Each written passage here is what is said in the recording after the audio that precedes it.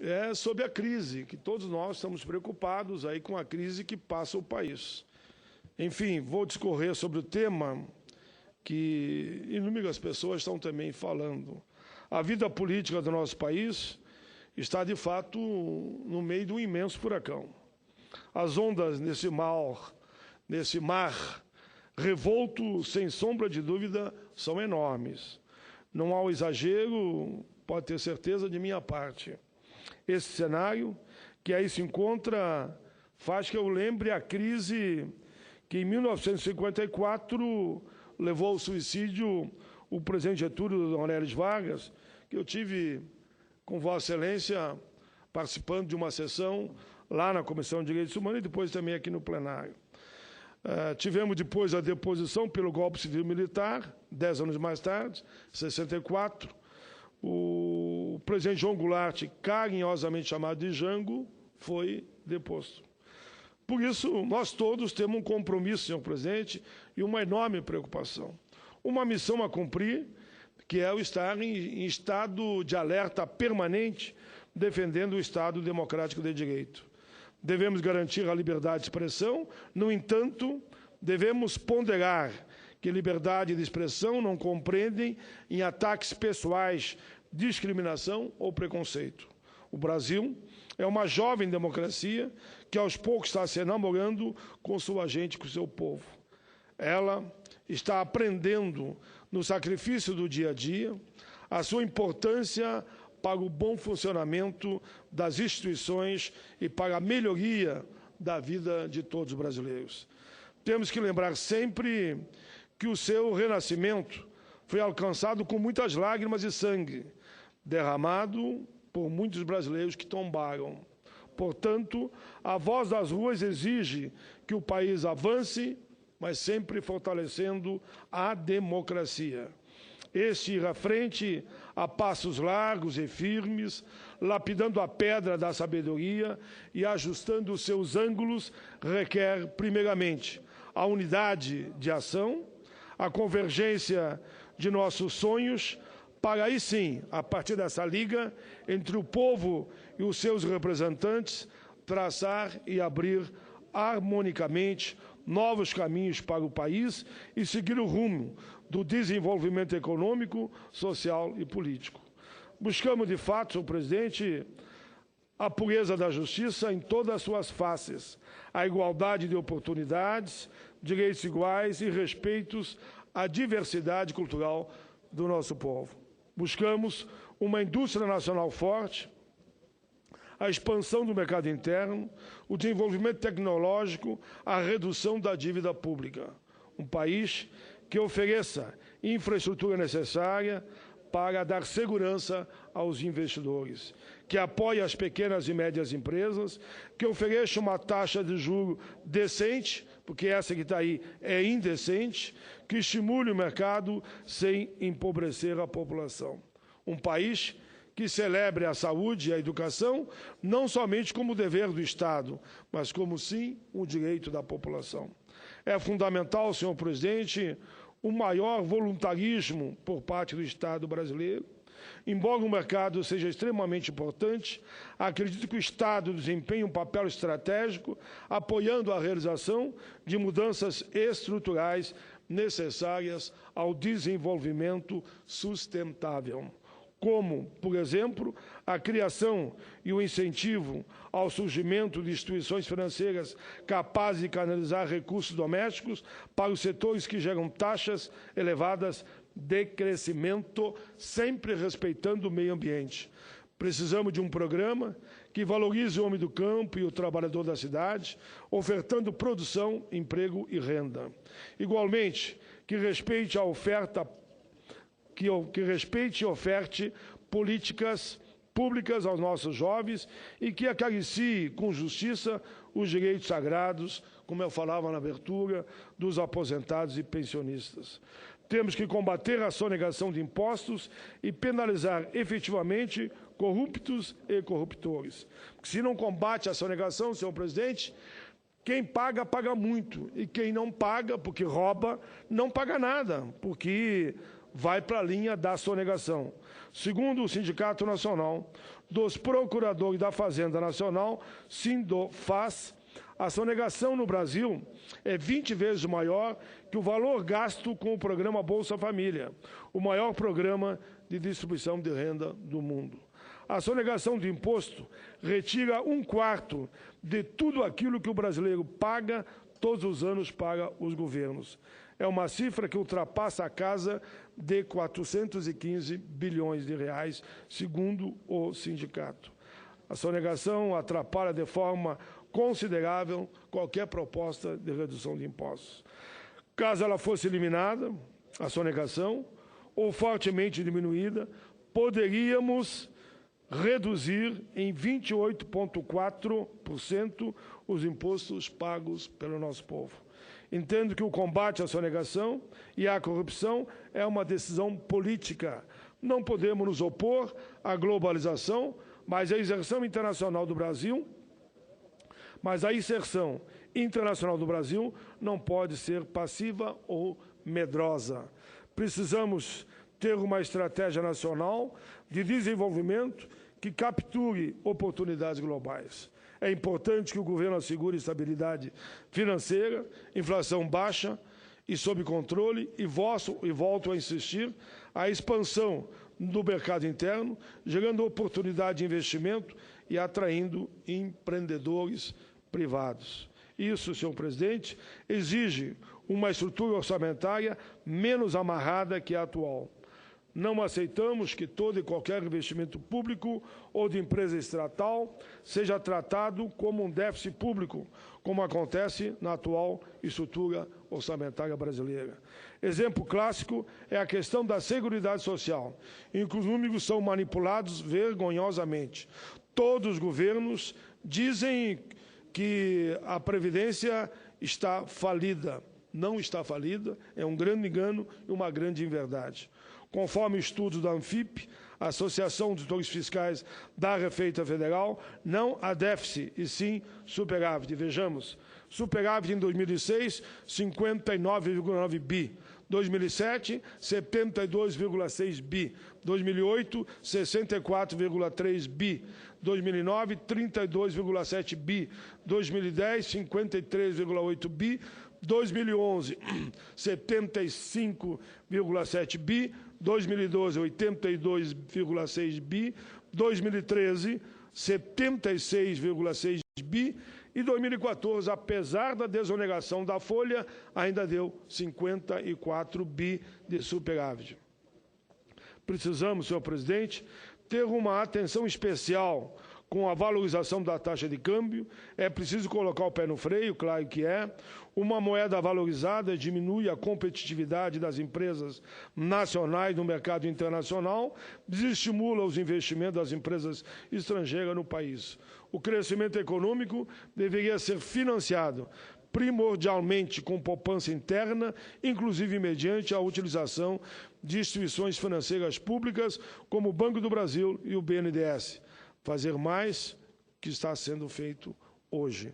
Precisamos ir além, senhor presidente, de políticas distributivas. Queremos desenvolvimentismo com um projeto que harmonize os interesses públicos e a iniciativa privada. Entendo, senhores e senhoras, que a Federação Brasileira é semidemocrática, paralisada com seus preceitos e suas prerrogativas.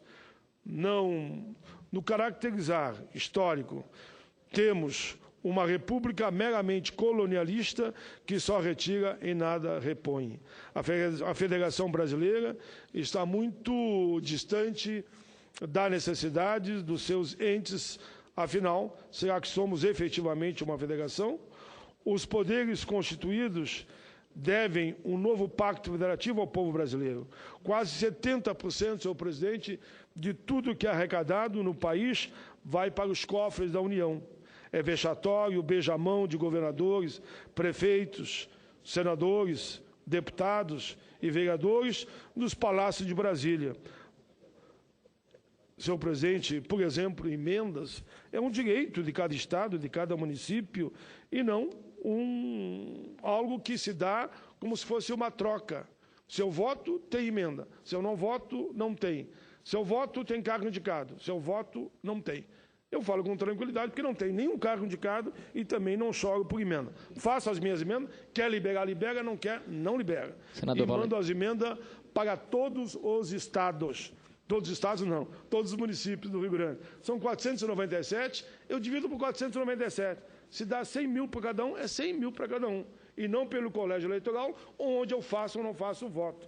Mando a mesma quantia para todos os municípios e não quero saber se é do PPS, se é do PTB, se é do PDT, se é do PT. É igualzinho para todo mundo e me sinto com a minha consciência tranquila, porque eu entendo que o instrumento do orçamento não pode ser um instrumento eleitoral. Ele tem que cumprir a sua função social, mas não eleitoral. Senador Medeiros. Queria lhe parabenizar por tocar nesse assunto e também pela forma como Vossa Excelência conduz e entende sobre o tema emendas. Eu creio que até a Constituição de 88, com tantos acertos, teve também algumas coisas que não foram tão boas. Eu creio que esse advento foi um deles. A emenda acabou virando uma coisa, como Vossa Excelência citou, citou, uma moeda de troca. É uma moeda de troca. Vossa Excelência, você é meu opositor, então eu não lhe mando emenda. Você é meu, enfim, e manieta a atuação parlamentar, muitas vezes, do caso. Hoje já se fala escrachadamente coisas que não falavam antigamente, do Oiapoque ao Chuí, em prefeituras, governo e na própria União, de que, olha, o governo vai abrir as torneiras para conseguir isso ou aquilo. É uma coisa que a população abomina. Quer dizer, é um instrumento que, se o Congresso, uma hora, optasse por acabar com isso, seria um bem para o país. Muito obrigado, senhor. Não duvido, viu? Não duvido. E concordo com Vossa Excelência. Mas, enfim, o novo Pacto Federativo requer descentralização de recursos e responsabilidade social e, repito, ambiental dos gestores. Nessa mesma esteira estão as reformas. O brasileiro exige cidadania tributária, cidadania fiscal, cidadania econômica, cidadania social.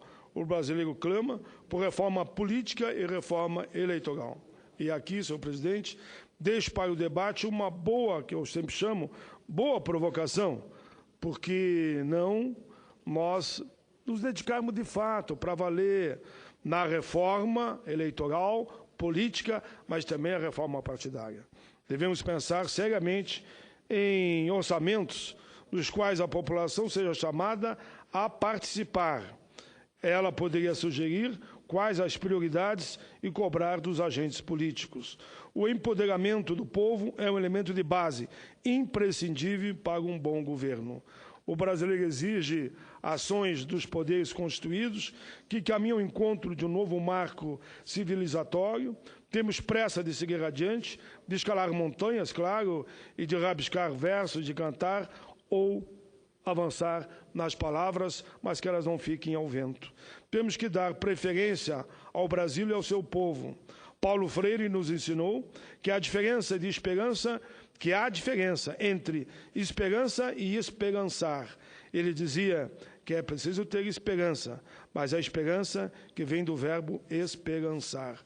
Esperança é esperar, a pura espera. Esperançar não, é ir atrás, é se juntar aos outros, aos que nos ladeiam, ao coletivo, à unidade.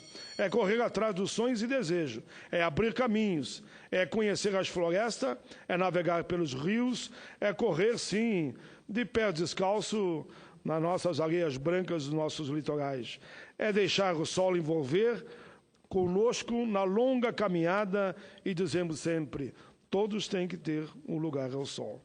É procurar no momento exato de jogar a semente no solo e é pacientemente aguardar a chuva despenca, molha e as sementes brotam. Esperançar é sentir e participar do nascimento da vida, é repartir o pão que brotou da terra. É preciso esperançar. O brasileiro tem que esperançar. O Brasil precisa de novos encontros com o seu povo. Precisamos nos encontrar com brasileiros. Precisamos compreender que em cada um de nós corre sangue índio, negro, branco e, por que não dizer, amarelo, cigano. Somos milhões de anônimos que ainda acreditam em uma pátria para todos, independentemente de sua cor, religiosidade, local de nascimento, gênero, orientação sexual. Como disse Érico Veríssimo, o vento vai para o sul e faz seu giro para o norte. Temos também que refletir exaustivamente. Há de se dizer que a representatividade, senhor presidente, dos trabalhadores e dos movimentos sociais e populares no Congresso foi encolhida nas últimas eleições. Até foi. Perdemos espaço. Estamos pagando um preço alto para isso, principalmente na Câmara dos Deputados. Não tivemos a clareza de estabelecer táticas e estratégias para aumentar o número de deputados comprometidos efetivamente com a nossa gente. O que ocorre hoje é que temos uma Câmara que não representa efetivamente o povo, porque lá diz que é a Casa do Povo. Eu entendo que Casa do Povo é o Congresso. Eu não consigo nunca entender essa história que a Câmara representa o povo e nós não, porque nós representamos o Estado. Eu entendo que nós representamos todo o povo brasileiro que estão nos estados e estão nas cidades. Mas eu lamento dizer que não considero que a Câmara dos Deputados hoje represente o povo brasileiro. Os direitos sociais, trabalhistas, previdenciários dos brasileiros estão severamente sendo posto em xeque, eu diria, atacados. Leia-se, entre outros, o projeto de lei 4330, que aqui leva o nome de PL 30, o número do PL 30. Esse texto foi aprovado na Câmara dos Deputados de forma truculenta. Ele ficou 11 anos engavetado, mas 11 meses engavetado. Daí, numa semana, tiraram lá e votaram.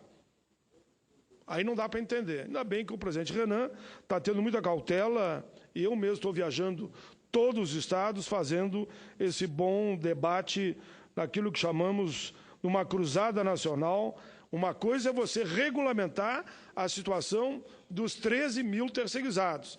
Outra coisa é você querer dizer que agora não tem mais atividade fim ou atividade meio e terceiriza tudo. Eu dou um depoimento, presidente Collor, que quem me trouxe foi a Federação dos Bancários, de um congresso realizado no México, e tem o nome do banco. 32 funcionários. Terceirizaram tudo o que aconteceu, demitiram 30 mil, só ficou 2 mil. E esses 30 mil foram recontratados por empresas, por setor terceirizado, e o salário 30% a menos. Isso mostra a preocupação que nós todos temos que ter com essa questão dos terceirizados. Enfim, senhor presidente, repito de novo, eu vou terminar, senhor presidente, porque entendo que o espaço é para todos, e eu vou ficar no metade do meu pronunciamento, mas no final eu volto aí escrito como líder e termino de fazer a minha fala, porque Vossa Excelência me deu hoje 5 minutos a mais e não é justo que outros fiquem esperando. Então eu encerro aqui e voltarei exatamente na página número 20 depois. Obrigado, presidente.